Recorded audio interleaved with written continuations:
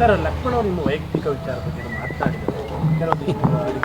ಈ ಮೈಸೂರಿನಲ್ಲಿರುವಂತಹ ಕಾಂಗ್ರೆಸ್ಸಿನ ಮುಟ್ಟಾಳ ವಕ್ತಾರ, ಈ ಹಿಂದೆ ಮಹಿಳಾ ಕಾಂಗ್ರೆಸ್ನ ಅಧ್ಯಕ್ಷ ಆಗಿದ್ದಂತ ಪುಷ್ಪಾ ಅಮರನಾಥ್, ಇಲ್ಲೇ ಮೈಸೂರಿನಲ್ಲಿ ಒಬ್ಬ ಪುಸ್ತಕ ಬರೀತೀನಿ ಅಂತ ಹೇಳಿ ನನ್ನ ವಿರುದ್ಧ ಅಪಪ್ರಚಾರ ಮಾಡಿದಾನೆ ಅವನು, ಹಾಗೆ ಆ ಚಿಕ್ಕಬಳ್ಳಾಪುರದಲ್ಲಿ ಒಬ್ಬ ಕೂಗುಮಾರಿದ್ದಾನೆ ಅವನು. ಈ 4 ಜನರ ವಿರುದ್ಧನೂ ಕೂಡ ಕೋರ್ಟಿಗೆ ಹೋಗಿ ಪ್ರೈವೇಟ್ ಕಂಪ್ಲೇಂಟ್ ರಿಜಿಸ್ಟರ್ ಮಾಡಿ 2023 ಕೂಡ ಪ್ರಕರಣ ನಡೀತಾ ಇದೆ. ನನ್ನ ವಿರುದ್ಧ ಮೈಸೂರಿನಲ್ಲಿರುವಂತಹ ಕಾಂಗ್ರೆಸ್ನ ಮುಟ್ಟಾಳ ವಕ್ತಾರ ನನ್ನ ಬಗ್ಗೆ ಮಾತಾಡಂಗಿಲ್ಲ ಅಂತ ಹೈಕೋರ್ಟ್ ಡೈರೆಕ್ಷನ್ ಇದೆ. ಸೋಮವಾರ ಕಂಟೆಂಪ್ಟ್ ಆಫ್ ಕೋರ್ಟಿಗೆ ನಾನು ಮೂವ್ ಮಾಡ್ತಾ ಇದ್ದೀನಿ. ಹೈಕೋರ್ಟ್ ಯಾಕೆಂತ ನನ್ನ ಬಗ್ಗೆ ಮಾತಾಡಬಾರದು, ಏನು ಸ್ಲ್ಯಾಂಡರಸ್ ಆಗಿ ಮಾತಾಡಬಾರದು ಅಂತ ಹೇಳಿ ಡೈರೆಕ್ಷನ್ ಕೊಡುತ್ತೆ. ಹೈಕೋರ್ಟ್ ಅಲ್ಲಿ ಎಲ್ಲದನ್ನು ಪರಿಶೀಲನೆ ಮಾಡೇ ಕೊಡ್ಬೇಕು ತಾನೆ. ಕೋರ್ಟ್ ಅಲ್ಲಿ ನಾನು PCR ಮಾಡಿದ್ರೆ ಟ್ರಯಲ್ ಸ್ಟಾರ್ಟ್ ಆಗಿದೆಯಲ್ವಾ, ಇವ್ರ ಹತ್ರ ಏನಾರು ಇದೆಯಲ್ವಾ, ಹೋಗಿ ಕೊಡಿ ನೀವು ಅಲ್ಲಿ.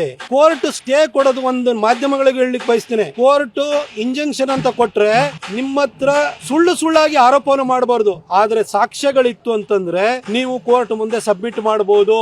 ಮಾಧ್ಯಮಗಳು ಕೂಡ ದಾಖಲೆ ಇತ್ತು ಅಂತಂದ್ರೆ ನೀವು ಪ್ರಕಟ ಮಾಡೋದಕ್ಕೆ ಇಂಜಂಕ್ಷನ್ ಇದ್ರೂ ಕೂಡ ಅಭ್ಯಂತರ ಇಲ್ಲ. ಈ ಸ್ಥಾಯಿಯು ಕೂಡ ಪ್ರತಿನಿತ್ಯನು ನನ್ನ ಮೇಲೆ ತರಾವರಿ ಆರೋಪನ ಮಾಡ್ತಾರೆ ಹೊರತು ಸಾಕ್ಷ್ಯ ಯಾಕೆ ಹೇಳಲ್ಲ? ಮೀಡಿಯಾದವ್ರಿಗೆ ಕೊಡಕ್ ಹೇಳಿ ಸಾಕ್ಷ್ಯನ. ಅಲ್ಲ, ಜೋಬಲ್ ಸಾಕ್ಷ್ಯ ಇಟ್ಕೊಂಡ್ರೆ ಅಂದ್ರೆ ಅವ್ರ ಮನೆ ಮಂದಿದ್ ಏನಾರು ಇದೆಯಾ ಅದ್ರೊಳಗಡೆ? ಹೊರಗಡೆ ಯಾಕೆ ಹೇಳ್ತಿಲ್ಲ? ಅಂಜಿಕೆ ಯಾಕೆ? ನಿಮ್ ಮನೆ ಮಂದಿದ್ ಯಾರ್ದಾರು ಇತ್ತು ಅಂದ್ರೆ ನೀವು ಹಂಚ್ಬೇಕು. ಅಯ್ಯೋ ನಮ್ಮ ಮನೆಯವ್ರದ್ದು ಮರ್ಯಾದೆ ಹೋಗುತ್ತೆ ಅಂತ ಹೇಳಿ ಇಟ್ಕೊಂಡ್ರೆ ಕೊಡಪ್ಪ, ಕೋರ್ಟಿಗೆ ಕೊಡು. ಅಲ್ಲಿ ಹೋಗ್ಬಿಟ್ಟು ಕೋರ್ಟ್ ಅಲ್ಲಿ ನಿಮಗೆ ನೋಟಿಸ್ ಮೇಲೆ ನೋಟಿಸ್ ಇಶ್ಯೂ ಮಾಡಿದ್ರು ಹೋಗ್ದಲೆ ಕೊನೆಗೆ ನೀವಿಬ್ರು ಪುಷ್ಪಾ ಅಮರನಾಥ್ ನೀವು ಇಬ್ರು ಹೋಗ್ಬಿಟ್ಟು ಬೇಲ್ ತಗೊಂಡ್ಬಂದಿದ್ರಲ್ಲ ಹಾಜರಾಗ್ದಲೆ, ಈಗ ಟ್ರಯಲ್ ಬಂದಿದ್ರಲ್ಲ, ಹೋಗಿ ಕೋರ್ಟಿಗೆ ಕೊಡಿ.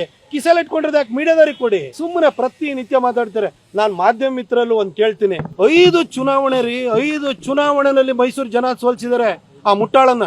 ಅವನ ಮಾತಿಗೆ ಅವನು ಮಾಡೋ ಆರೋಪಕ್ಕೆ ಇವತ್ತರೆಗೂ ನಾನ್ ಮಾಧ್ಯಮದವ್ರನ್ನ ಕೇಳ್ತೀನಿ, ಇವನು ಜೀವನದಲ್ಲಿ ಯಾವ್ದಾದ್ರು ಅವನ ಆರೋಪಕ್ಕೆ ಒಂದಾರು ಸಾಕ್ಷ್ಯ ಕೊಟ್ಟಿದ್ದಾನೇನ್ರಿ? ಮತ್ತ ಅವನ ಮಾತು ಕೇಳ್ಕೊಂಡು ನೀವು ಇಲ್ಲಿ ಬರ್ತಿರಲ್ಲ. ನಾನು ಮಾನ್ಯ ಸಿದ್ದರಾಮಯ್ಯ ಸಾಹೇಬ್ರಿಗೆ ನಿಮಗೆ ಅವನ ಮೇಲೆ ಬಹಳ ಪ್ರೀತಿ ಇದೆ. ಯಾಕಂದ್ರೆ ಮೈಸೂರನ್ನ ಗೆಲ್ಲಬೇಕು ಅನ್ನೋ ಉದ್ದೇಶ ಇದ್ದಿದ್ರೆ ಆ ಡಾಕ್ಟರ್ ವಿಜಯ್ ಕುಮಾರಿಗೋ ಸುಶ್ರುತಿಗೋ ನೀವು ಟಿಕೆಟ್ ಕೊಡ್ತಾ ಇದ್ರಿ. ಇಲ್ಲಿ ನೀವು ಇವನ್ನ ಕೂಗುಮಾರಿಗೆ ಮುಟ್ಟಾಳಂಗೆ ನೀವು ಟಿಕೆಟ್ ಕೊಟ್ರಿ ಅಂತಂದ್ರೆ ಸೋಲಕ್ಕೋಸ್ಕರನೇ ಕೊಟ್ರಿ. ಯಾಕಂದ್ರೆ 4 ಚುನಾವಣೆಯಲ್ಲಿ ಸೋಲ್ಸಿರೋನ 5ನೇ ಚುನಾವಣೆಯಲ್ಲಿ ಜನ ಗೆಲ್ಲಿಸ್ತಾರೇನ್ರಿ? ಅವನಿಗೆ ಕೊಟ್ರಿ ಸರ್. ಕನಿಷ್ಠ ಅವನು ಯಾದವಗಿರಿನಲ್ಲೇ ವಾಸ ಮಾಡ್ತಾನೆ, ಅಲ್ಲಿ ಒಂದು ಕಾರ್ಪೊರೇಷನ್ ಟಿಕೆಟ್ ಕೊಡಿ ಸರ್. ಬೇಗ ಕಾರ್ಪೊರೇಷನ್ ಚುನಾವಣೆನ ನೀವು ಘೋಷಣೆ ಮಾಡಿ ಅವನಿಗೆ ಕಾರ್ಪೊರೇಷನ್ ಟಿಕೆಟ್ ಕೊಡಿ.